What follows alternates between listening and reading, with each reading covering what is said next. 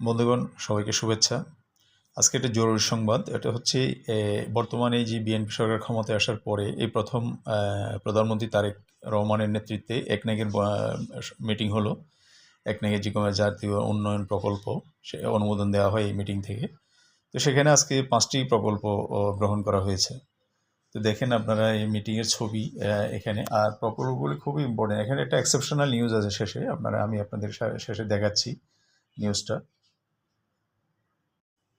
তো বন্ধুগণ দেখছেন এখানে আজকে যে 5টা প্রকল্প 483.43 কোটি টাকার 5 প্রকল্প একনেকে অনুমোদন করা হয়েছে।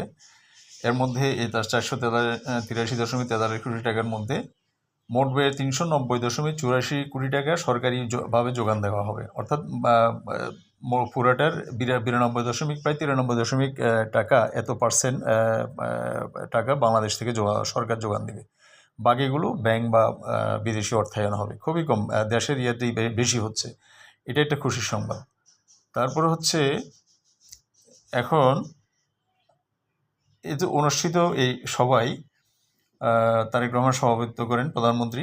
প্রকল্পগুলো হচ্ছে এখানে দুটো জিনিস হচ্ছে লক্ষণীয়। একটা হচ্ছে কি প্রকল্পের যে ব্যয়, সেই ব্যয়টা হচ্ছে বাংলাদেশ থেকে বাংলাদেশ সরকারের 93% ব্যয় দিচ্ছে। এটা হচ্ছে একটা পজিটিভ দিক। দ্বিতীয় যে পজিটিভ দিক আসতেছি, প্রকল্পগুলি দেখেন আগে। স্থানীয় সরকার প্রকৌশল অধিদপ্তর এলজিইডি পরিচালিত জেনারেল সোশ্যাল ইনফ্রাস্ট্রাকচার ডেভেলপমেন্ট, অর্থাৎ লোকাল গভর্নমেন্টের ইনফ্রাস্ট্রাকচার অবকাঠামো উন্নয়ন। প্রজেক্ট 2 হচ্ছে জিএসআইপিডিপি। প্রকল্পের ব্যয় বাড়িয়ে 1450 কোটি টাকা করা হয়েছে। অর্থাৎ এই প্রকল্পে ব্যয় বাড়ানো হয়েছে এই 483 কোটি টাকা থেকেই। ঠিক আছে, এখানে কিছু নতুন প্রকল্প আর কিছু আগের প্রকল্পের সাথে যোগ করা হয়েছে। প্রকল্প কিছু বাড়ছে। এত সালে জুনে শেষ হওয়ার কথা আছে। অন্যদিকে চর উন্নয়ন ও বসতি স্থাপন, গ্রামীণ এলাকায় যে চর আছে বসতি স্থাপন, সেখানে ভূমিহীন বা দরিদ্র মানুষদেরকে বসতি স্থাপনের জন্য কিছু হাউজিং করা হবে, বাড়িঘর করা হবে। এই ধরনের এই প্রকল্পের মোট ব্যয় কমাইছে এখানে 30.71 কোটি টাকা নির্ধারণ করা হয়েছে। অর্থাৎ 30,70,186 কোটি টাকা নির্ধারণ করা হয়েছে। তারপর হচ্ছে দেখেন, আর আইটি ট্রেনিং, অন্য প্রকল্প হচ্ছে IT training and incubation centre. প্রকল্পের ব্যয় এখানে একটা গোপালগঞ্জের একটা আছে, সেটা আপনারা দেখবেন।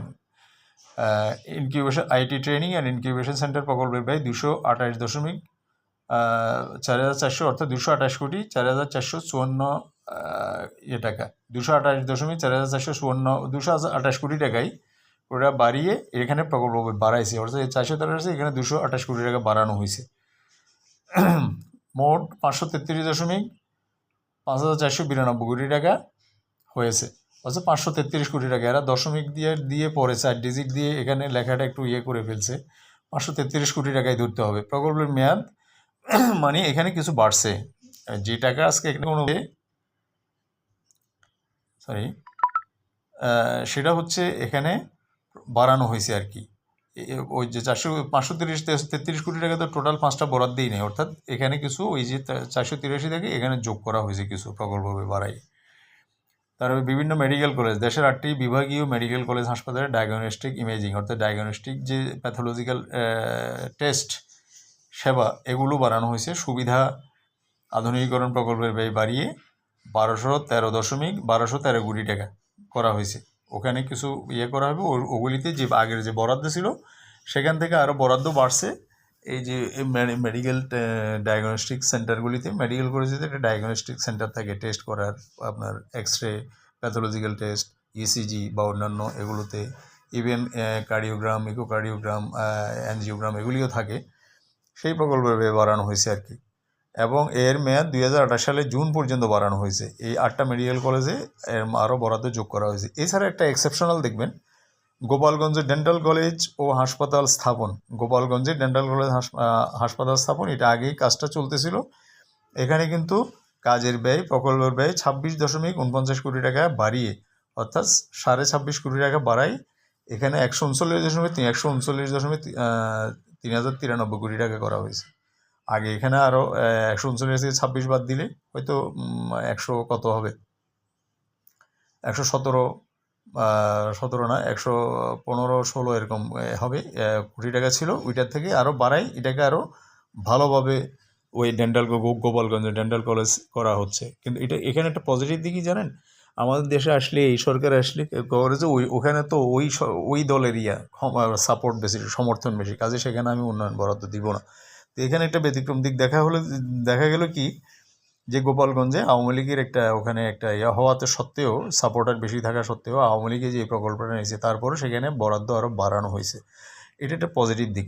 এই ধরনের যদি আমাদের দেশে প্র্যাকটিস যদি চালু করা হয়, তাহলে ভবিষ্যতে এই রাজনৈতিক ইয়েগুলি অনেক কমে যাবে এবং উন্নয়নের একটা ব্যালেন্স একটা থাকবে। অনেক সময় দেখা যায় কি, এটা এই সরকার নিছে, এটা আমি চালাবোই না, টোটাল প্রকল্পটাই মাঝপথে বন্ধ করে দিবে, যা হয়েছে এটা আর কি। তো এগুলো হচ্ছে একটা পজিটিভ দিক। তো ধন্যবাদ সবাইকে, আজকে এতটুকু। আমি শর্ট নিউজগুলো যখন এটা পাই গুরুত্বপূর্ণ, যেগুলো একটু অ্যানালাইটিক্যাল, এখানে নিউজ হয়তো আপনারা দেখবেন, কিন্তু নিউজটা হয়তো অ্যানালাইটিক্যাল যে দিকটা আছে সেই দিকটা আমি এখানে তুলে ধরি আমার চ্যানেলে। ধন্যবাদ সবাইকে।